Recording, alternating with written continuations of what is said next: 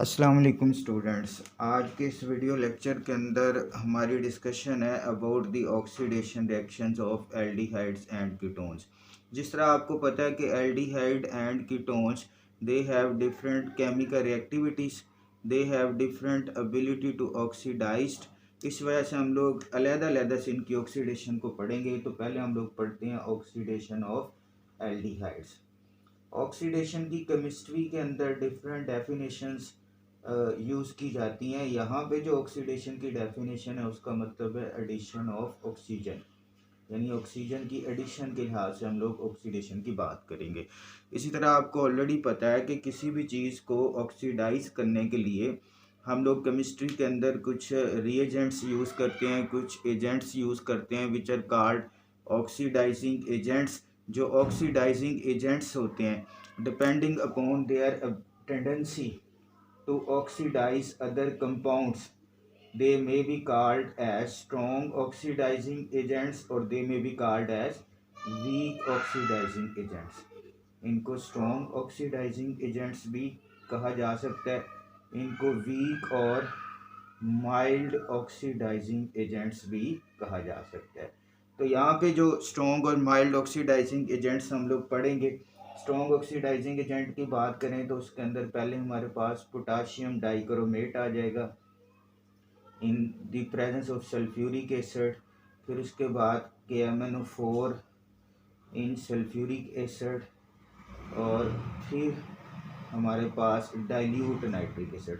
तो these are some of the example of strong oxidizing agent. Mild oxidizing agent के अंदर क्या आएगा? टॉलेंस रिएजेंट, जो इस चैप्टर के अंदर हम लोग पढ़ेंगे। उसके अलावा फैलिंग सॉल्यूशन है, और तीसरा ऑक्सीडाइजिंग एजेंट जो है ना वो है बेनेडिक्ट सॉल्यूशन। तो ये ऑक्सीडाइजिंग एजेंट हम लोग पढ़ेंगे इस चैप्टर के अंदर। अगर एल्डिहाइड की बात करें तो एल्डिहाइड जो है ना they are oxidized by both strong oxidizing agents as well as mild oxidizing agents. They have more tendency to oxidize as compared with the ketones. So they are easily oxidized by strong oxidizing agents as well as mild oxidizing agents. They are oxidized into carboxylic acids.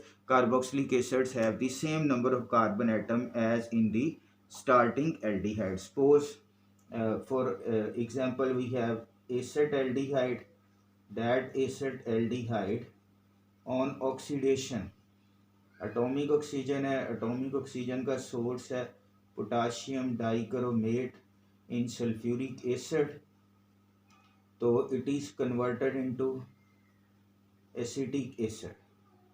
Acid जो है ना ये acetic acid में convert हो जाएगा। Simply ये जो carbon hydrogen bond है ना डेट इज ऑक्सीडाइज, ये हाइड्रोजन OH ग्रुप के अंदर कन्वर्ट होती है। तो that is the oxidation of acetic acetaldehyde into acetic acid. अगर इसके अलावा कोई एल्डिहाइड है, suppose we have propionaldehyde, जिसके अंदर 3 कार्बन एटम होंगे, that is called propionaldehyde. तो ये प्रोपियान एल्डिहाइड है, इसकी अगर ऑक्सीडेशन होगी simply oxidation by using K2Cr2O7 in H2SO4, तो it is oxidized into propionic acid। Simply जो हाइड्रोजन है उससे पहले ऑक्सीजन एटम जो है ना वो इंसर्ट हो जाएगा। तो ये इनके कॉमन नेम है, प्रोपियान एल्डिहाइड से प्रोपियानिक एसिड। तो जितने कार्बन एटम एल्डिहाइड में होंगे उतने ही कार्बन एटम वाला हमारे पास कार्बोक्सिलिक एसिड जो है ना वो प्रोड्यूस हो जाएगा। अगर फॉर्मल्डिहाइड की ऑक्सीडेशन की बात की जाए, डेट इज फॉर्मल्डिहाइड, इसको ऑक्सीडाइज करेंगे तो it is converted into formic acid. ये फॉर्मिक एसिड के अंदर ऑक्सीडाइज हो जाएगा। तो ये एल्डिहाइड की ऑक्सीडेशन है विथ स्ट्रॉन्ग ऑक्सीडाइजिंग एजेंट। जो माइल्ड ऑक्सीडाइजिंग एजेंट्स हैं उनके हम लोग अगले वीडियो लेक्चर के अंदर बात करेंगे, टॉलेंस रीएजेंट के साथ, फैलिंग सॉल्यूशन या बेनेडिक्ट सॉल्यूशन के साथ। उसके बाद सेकंड नंबर पे हमारे पास है जी ऑक्सीडेशन ऑफ कीटोन्स। कीटोन्स की जो एबिलिटी है ऑक्सीडाइज होने की वो एल्डिहाइड्स के कंपैरिजन में लेस है। उसकी वजह यह है कि कीटोन के केस में क्या होता है कि जो कार्बोनाइल ग्रुप होता है ये दोनों साइड से कार्बन के साथ अटैच होता है, और कार्बन कार्बन बॉन्ड यानी स्ट्रॉन्ग बॉन्ड होता है। It is not easily oxidize, ये इतनी आसानी से ऑक्सीडाइज नहीं होता। तो इस वजह से कीटोन्स है ना, they are not oxidized by mild oxidizing agent like Tollens reagent Fehling solution वगैरह। They are only oxidized by strong oxidizing agent like potassium dichromate in sulphuric acid या potassium permanganate in sulphuric acid या nitric acid, इनके साथ इनकी oxidation होगी। और ketone की oxidation में होता क्या है कि वो कार्बन जो कार्बोनाइल ग्रुप से नेक्स्ट कार्बन होता है उसकी ऑक्सीडेशन होती है, इट इज़ अटैक्ड और उसकी ऑक्सीडेशन होती है। अगर हम लोग कीटोन्स की बात करें तो कीटोन्स दो तरह के होते हैं। कीटोन्स में भी कॉल्ड एज सिमेट्रिकल कीटोन्स और अनसिमेट्रिकल कीटोन।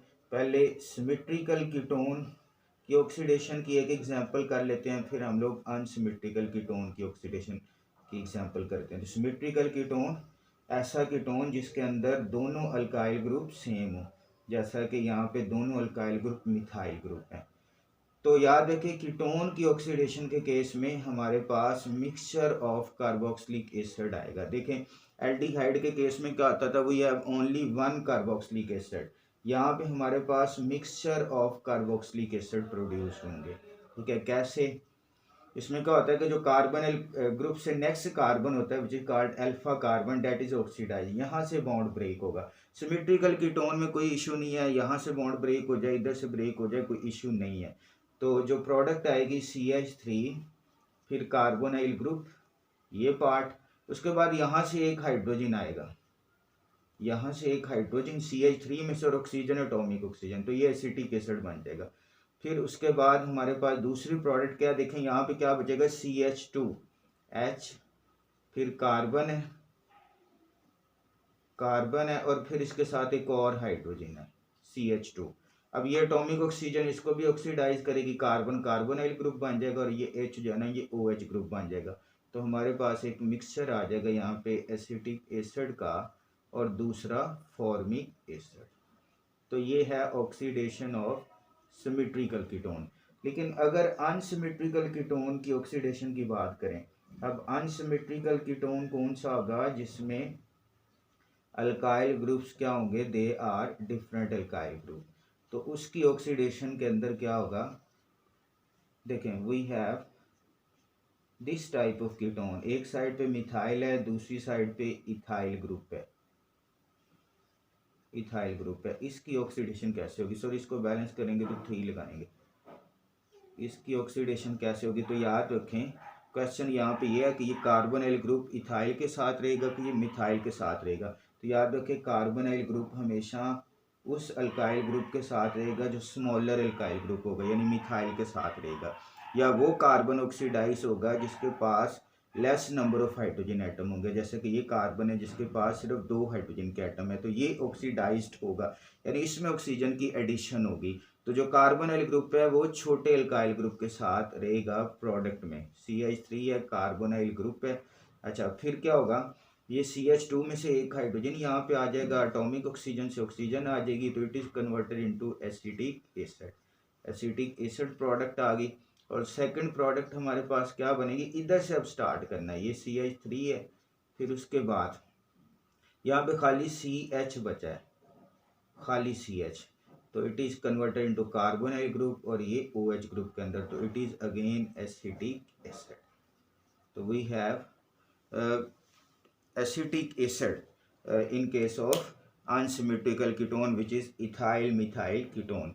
तो ये बात याद रखनी है कि अनसिमेट्रिकल कीटोन के केस में हमेशा कार्बोनाइल ग्रुप उस ग्रुप के साथ रहेगा, उस अल्काइल ग्रुप के साथ रहेगा which has less number of carbon atom या which is smaller alkyl group, और वो कार्बन ऑक्सीडाइज्ड होगा जिसके पास नंबर ऑफ हाइड्रोजन एटम कम होंगे, जैसा कि इस कार्बन के साथ there are only 2 hydrogen atom, तो इसकी ऑक्सीडेशन होगी। तो that is the oxidation of ketone.